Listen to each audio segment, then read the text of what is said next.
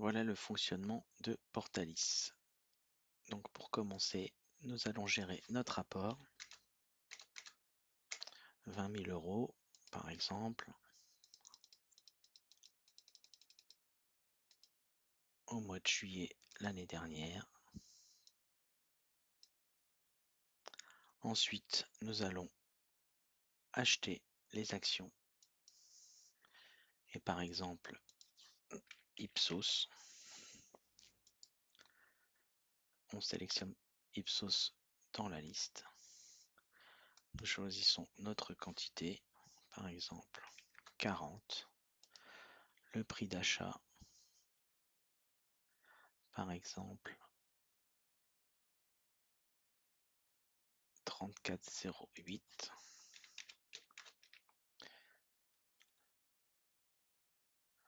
Le 24 octobre.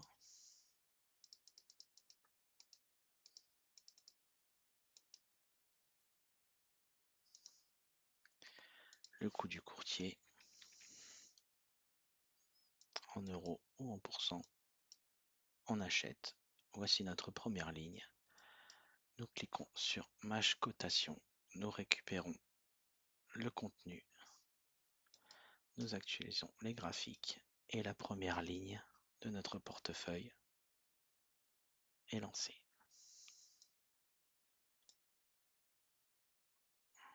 Voilà. Donc jusqu'au 24/10, nous étions à 20 000 avec l'achat de l'action.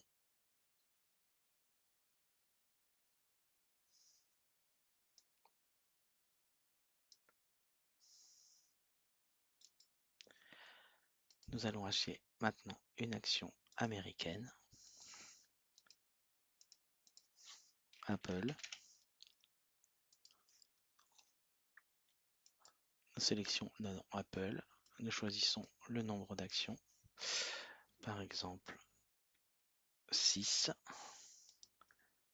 Nous choisissons, nous définissons donc le prix d'achat qui était donc de 272,42 dollars.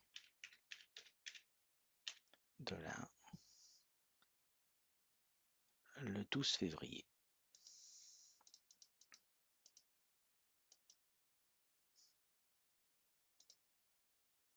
Nous voyons donc que la mise à jour du dollar se met par rapport à l'euro au 12 février. Nous mettons le coût du courtier et le calcul va se transformer en euros puisque nous avons un portefeuille en euros. Nous mettons à jour la cotation et donc nous voyons le résultat, la performance du portefeuille maintenant avec Apple en plus, tout reconstruit. Et si nous allons dans Apple, nous voyons toutes les informations renseignées et dans les détails, nous allons voir l'état de l'action Apple dans notre portefeuille depuis son achat, avec le cours bien sûr et la performance. Nous avons accès aux fondamentaux de l'entreprise.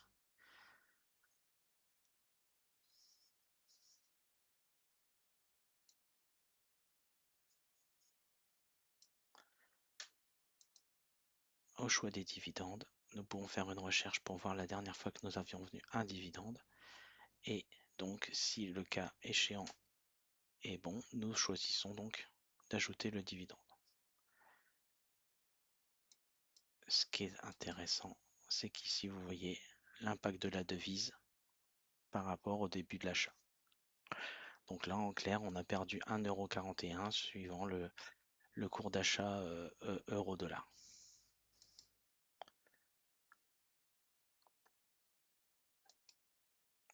On va faire achat d'une autre action, par exemple Varolec.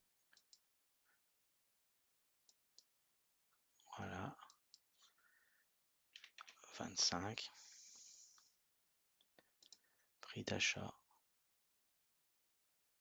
de 19,55.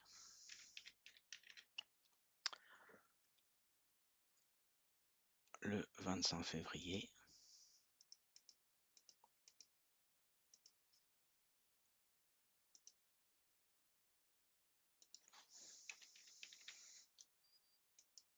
on achète, on met à jour le portefeuille. Si nous avons aussi acheté, par exemple, du vin roulet,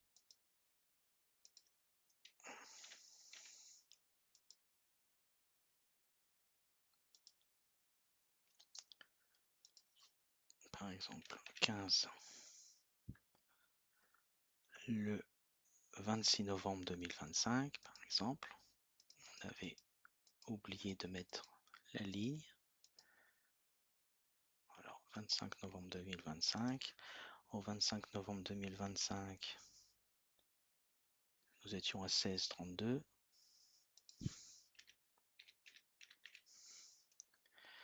Donc hop,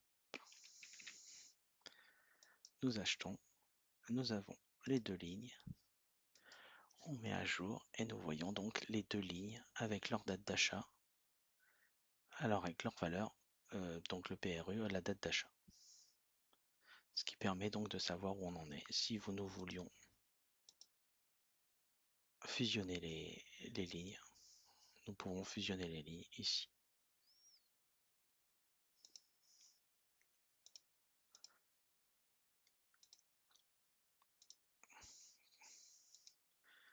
Comme pour Apple, bien sûr, nous avons les graphiques de performance de l'action et ses fondamentaux.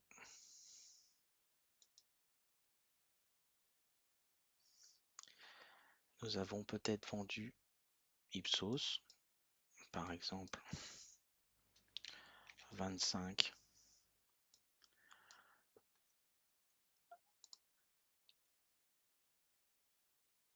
à 34,06. Ouais, 34,36 par exemple, c'est très bien. Vous avez vendu vendredi.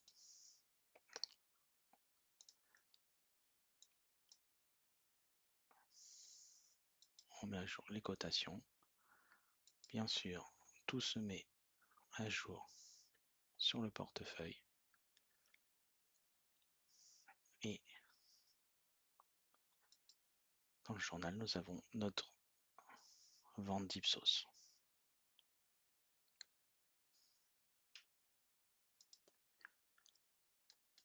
Avec un clic droit sur le titre du portefeuille, nous pouvons changer les options, sauf bien sûr la devise du portefeuille qui ne peut être changée, enfin créée qu'à la création du portefeuille. Nous pouvons changer par exemple les indices de référence, enregistrer le graphique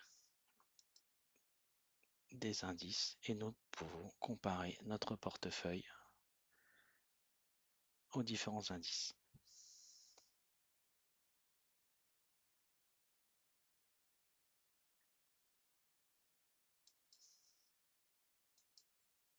Maintenant, nous allons acheter un ETF.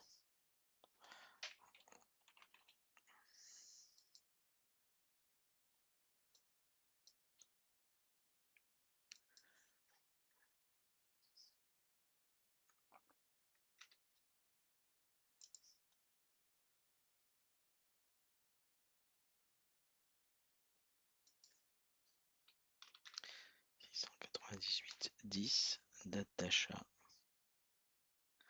le 10 juin.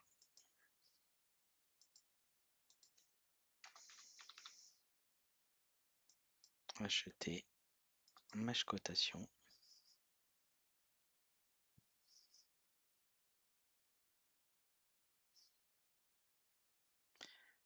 La répartition sectorielle se met à jour. Nous avons ici maintenant l'ETF qui arrive. Si nous voulons connaître le contenu, nous cliquons sur le bouton et maintenant nous avons le contenu de l'ETF que nous pouvons aussi retrouver ici.